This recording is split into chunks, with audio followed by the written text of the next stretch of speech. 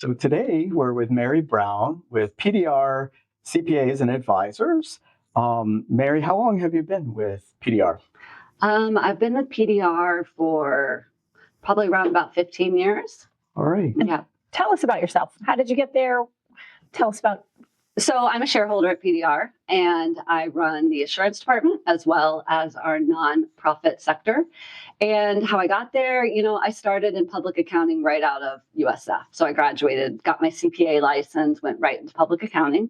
And then I switched jobs a number of times, and I kept going down to smaller and smaller firms because I was just kind of drawn to a more local center of influence, I guess. And so ended up at PDR about 15 years ago and never left. Oh. So still there. And what drew you to not the nonprofit sector of all of the? So I grew up exposed to nonprofits because my dad worked in nonprofit healthcare. So I can remember being quite small, being, told what a nonprofit was versus a for-profit in, children's language. So I was exposed to it my whole youth. And then when I went into auditing, so I do audits, not tax returns. So when you go into auditing, you're exposed to all sorts of companies. And you're kind of overwhelmed by how many different things there are that's keeping our world running. Like companies that do things that you just never imagined. And you drive down the street and you look at like an empty warehouse and have no idea what's going on in there. And then as an auditor, all of a sudden you're in there and you're like, whoa, they're making a piece of plastic that's feeding into this, that's feeding into that. So it's very fascinating. It is fascinating and it's really eye-opening. But all CPA firms, well, not all, most CPA firms have a nonprofit sector. And I got, pushed into that by no choice of my own, just because it was what was available to work on at the time. But then as you kind of engage in that, you see that just like there's a million different companies, there's a million different needs that our world has, so many things to take care of. And there's all these different organizations doing that, taking care of things. So I think as you get exposed to that, everyone's drawn to different things. I just, I enjoyed it. I loved it. I liked seeing it. It made me feel like I wasn't just doing accounting, because accounting can feel, a bit removed, we'll say. So, I got pushed into it, liked it, and stayed. And I would be, remiss not to mention Nancy Ridenauer, because I worked under Nancy, and that's really who gave me my first kind of large exposure to the nonprofit world. And not just from working on clients, because actually that wasn't really it. When I first started working for her, she got nominated for like every award there was. And so I attended all these different events and got to be around all these different nonprofits. And it was kind of in that, where it went from being just jobs you work on to, oh, this is a whole industry, and that's just kind of how I've kept moving. Not, it's not that I'm opposed to for-profits. No. It's just, but when you have Nancy Ridenauer as a mentor, how do you not follow in her footsteps? I know. And it's so funny because I've heard her explain herself as not a mentor. She's like, I don't think I'm great at mentoring. And I'm like, what is it? What? Yeah. So that's why we love her. So she was a huge piece of the puzzle. Do you recall a moment or an experience when it sort of all gelled and you realized that the accounting work is more than numbers? I don't know if I can speak to a specific moment, but I think being an owner of a business, especially, so being a small business, we have under 40 employees. Being an owner allows you to really see that the dollars are doing something. So, the budget impacts the people, them, you're sitting across the office from them. So I don't know that money is a tool, and it's very clear to me that it is, it has a broad impact. It's not just money. So, but I don't think that there's a specific moment I could point to. I did work under Jerry Winland so I took a brief stint from working on public accounting to work for a nonprofit. personal enrichment through mental health services. Yes. So I worked under Jerry Wendland, who was an amazing human being. And I know he's known for what he did operationally, but when I was there, he was also the functioning CFO. And I mean, he was he was very good at recognizing money was really important to get things done. I mean, it's not an evil, it's not a joy, it's just something to help get things done. Right. So I guess now that we're talking about it, it would be when I worked, in that operational role, when you really start to see it. Do some budgets and you realize that, money does something. Yes. So. And especially in nonprofits, money, and I would say the vast majority of the nonprofits that we work with, the money also equates to people and lives and jobs, and the things that make a human-centered organization run. Yeah, absolutely. And I mean, the money's, who you serve, who the nonprofits serve, or the mission that they're serving is obviously massively important. But the people who work there, the people who volunteer there, I mean, all those people are important and, driven by that money. I think sometimes that gets overlooked, especially, I shouldn't say especially, but, volunteers, like the impact that nonprofits have on the volunteers is really massive. Right. Yes. Just that inclusion, that being part of a community is so important. It is. So I think, you need dollars. Yes. You need dollars. So with all of the nonprofit auditing that you see, what is something that you can share that makes a good audit, makes a good clean audit, or what are some glaring, mistakes you've seen nonprofits make with audits? When it comes to audits, well, I think the first thing would be either getting an audit when you don't need one, or because then you're just expending money unnecessarily. Or waiting too long to get an audit, because a lot of times what happens is organizations will need an audit done because of a funder. So whether they're applying for a grant or whether they're already in a grant and they realize, oh, we're required to submit a financial statement audit. You want to get ahead of that, because that first time you go through an audit can be very painful. And expose a lot of things. So I think my first suggestion would be know when you need it and know if you're going to need it, so that you can, do it on a timely basis. I mean, when people say a clean audit, it means you get a certain type of audit opinion. You can get it's an unmodified opinion is what the special word is, but you can get an unmodified audit opinion and still be a bit of a disaster behind the scenes. So I think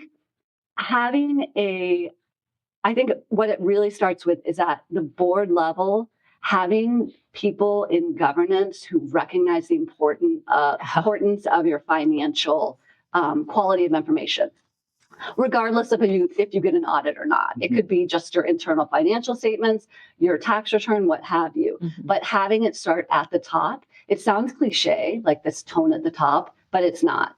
I don't have any science on this, but my guess is the more engaged your board is with your financial data, probably the cleaner your information is.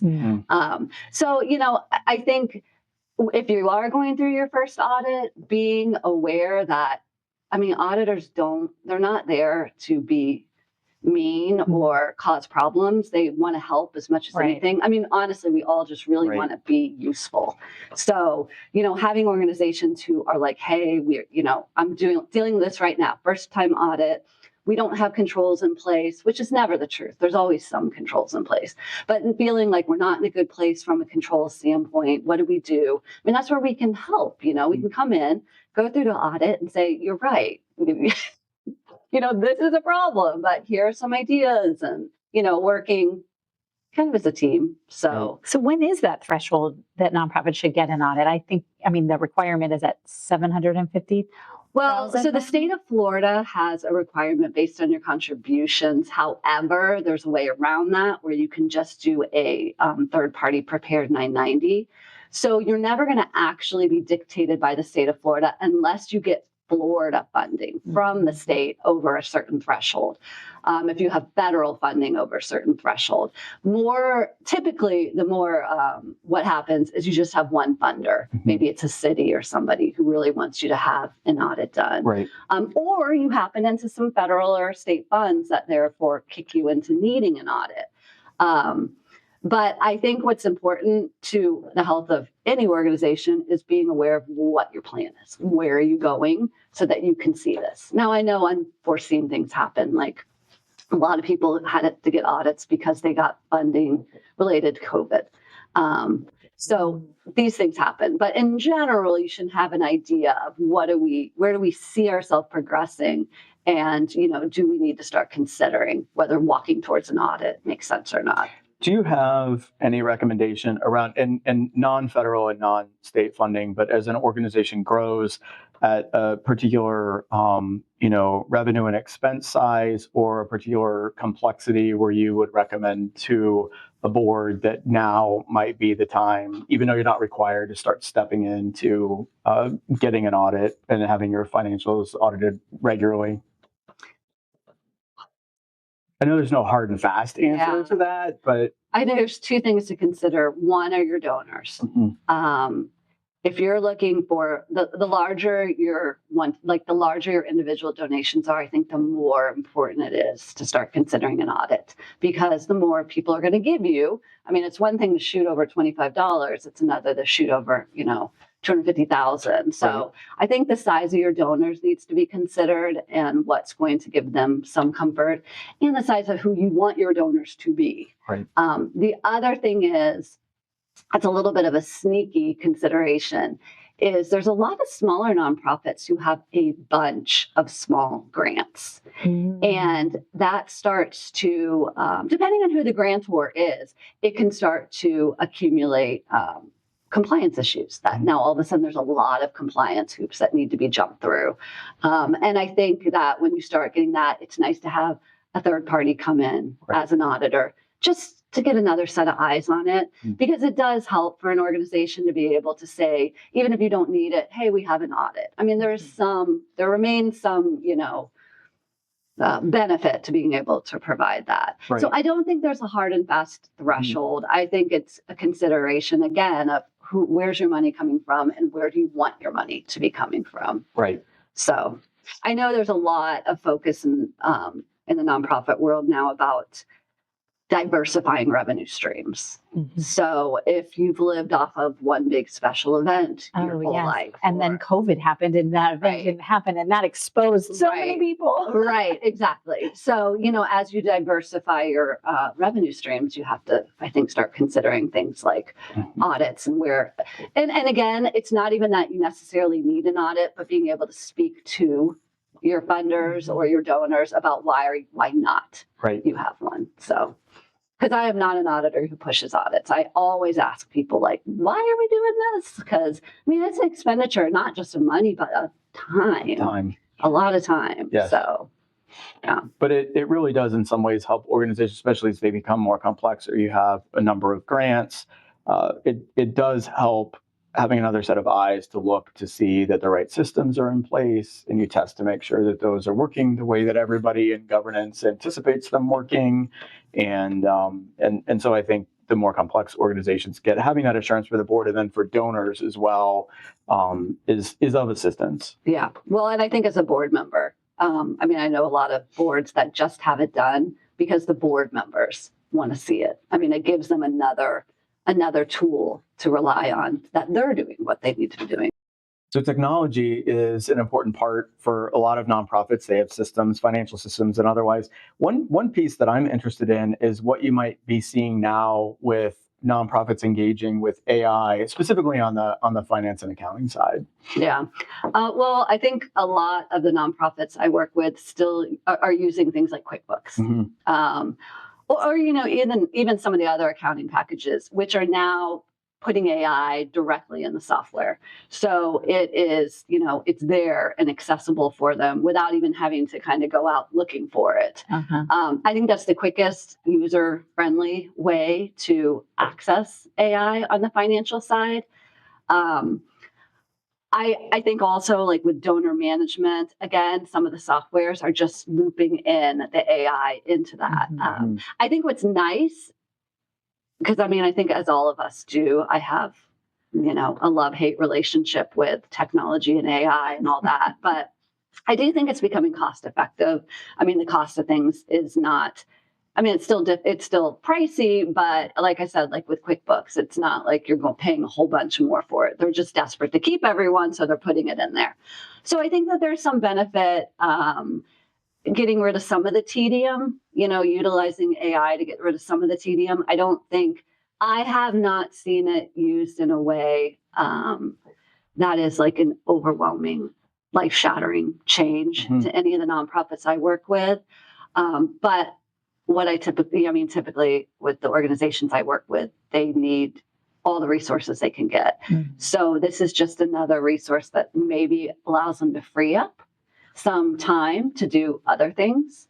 But yeah, I haven't, it's not an area that I'm overly familiar with. I think just the AI that's built in is really where I've seen it be effective, know. And I don't even know how effective it is. So not that I don't like AI, because I do.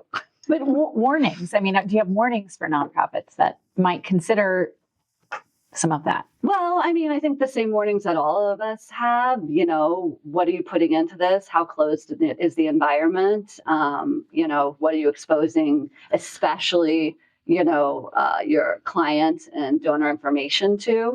But again, I think if you're utilizing some of the AI that's built into some of these already secure softwares, maybe you're reducing that risk a little bit, maybe. The large language models that everyone's using, the chat and all that, I mean, across all businesses, I think there's this risk of, your employees or whoever putting information in. I think the other risk is, what are people getting out now that they're putting your name into AI? Because it's not like you're getting that Google search anymore where you see all the different articles. You're just getting these little summaries. So maybe that's the bigger long-term story of how are you being perceived via AI? Right. I don't know. It is something that organizations need to take a look at. How are you being, because a Google search used to just bring up your website. And now it brings up a summary that AI has written. That may or may not be accurate. Yeah, absolutely. And how are you getting people to go from that summary to your website? Right. And is it diverting them to some other organization that's very similar to yours? But I don't know. Yeah. It's evolving, isn't it? Yeah, it is. And very quickly. It's moving very quickly. Yeah. So you work and have been on sort of the internal side and looking at audit and numbers and financials for nonprofits. You've also worked for a nonprofit as well. We have a number of advisors that work with charitably minded clients. What do you say matters beyond the financials for nonprofits if someone's trying to find a good fit for what they care about? Well, I mean, knowing what you care about, and then, there's somebody out there doing something about what you care about. I mean, I think that's what, Pinellas Community Foundation does such a good job of, is exposing, because if there's anything that our nonprofits need, it's people to know about them. Yes. Because I mean, I work with some, and I've lived in Pinellas County since 1990, 91, and I still get calls from organizations that I had no idea existed. Right. I mean, it's amazing. It really is amazing. So I think, if there's something you care about, finding the organization that meets that care. It might take a little bit of digging. It might take organizations like you all to put them in touch with them, but they are out there. So yes. And I will say it's very interesting. We do bus tours with fund holders and part of exposing the various nonprofit missions. And it always, it shouldn't surprise me, but it does, because of the variety of nonprofits. But people will be on the bus tour and say, I've driven by here for 20 years. I never knew that this was here, or I've heard of this, but I never knew what they did.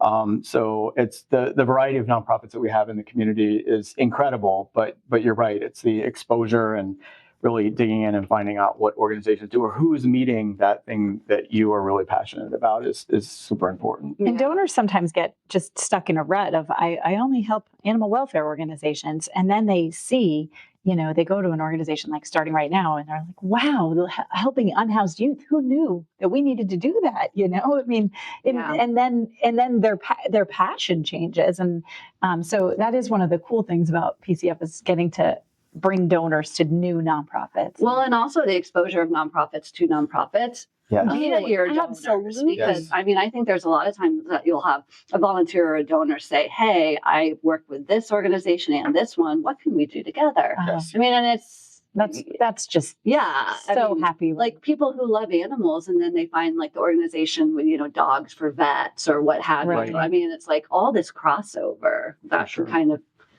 be pretty synergetic. Yeah. So we're going to close with some quick fire questions about Pinellas County. Oh, So, I'm ready. what's your go-to favorite hidden gem in Pinellas County? Like hidden gem of anything, and Yeah, it could be a restaurant, could be a bar, it could be a golf course, it could be your favorite thing to do.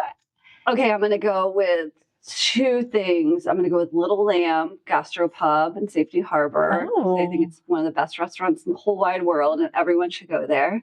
And their owners are lovely human beings. And then I don't know, Philippi Park. Oh, Is that crazy? No, it's No. beautiful. It is. I don't go there enough, but every time I'm there, I'm like, why don't I come here? The all tree time? canopy, and then Yeah. you could rent paddle boards now. Yeah, but both of those are Safety Harbor, so I feel like I need to do a shout out to. No, I think that's Wait, one more. The park. I don't know what it's called, but that park in South St. Pete that's on the water, over near where Cocoon was filmed. Oh, I know where you're talking about, but I don't know the Yeah, name. it's like Old Southeast Park, maybe. Yes. Anyways, I don't know. I was in South St. Pete for like 10 years, maybe not quite that long.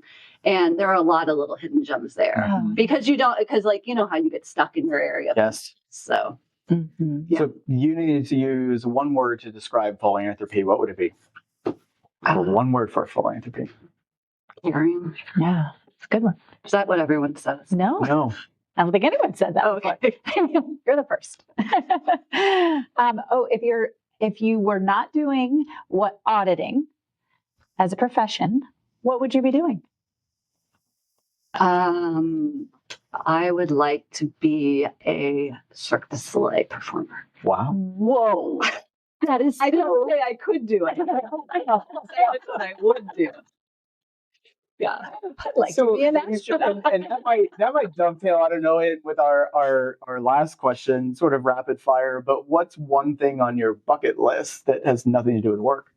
I want to run a 25-minute 5K. Wow. Yeah, that Excellent. is high on my bucket. That's the number one thing on my bucket list right now. So I love this for you. I haven't run in 4 days. So Okay. I need to work on it, but It's not gonna. It's like 100 degrees out this week. So yeah, I know. It is. one thing that we want to do is thank you for your time for coming on our podcast, and we would like to make a donation in your honor to a charity of your choice. So who would you like us to make a donation to? I think I would like Dunedin Cares. Wonderful. We love them. They do such great work. Thank you very much for joining us. This has been an exciting conversation today and such energy. I appreciate you being here. It's always good to see you. Yeah. Well, thank you all. I appreciate it.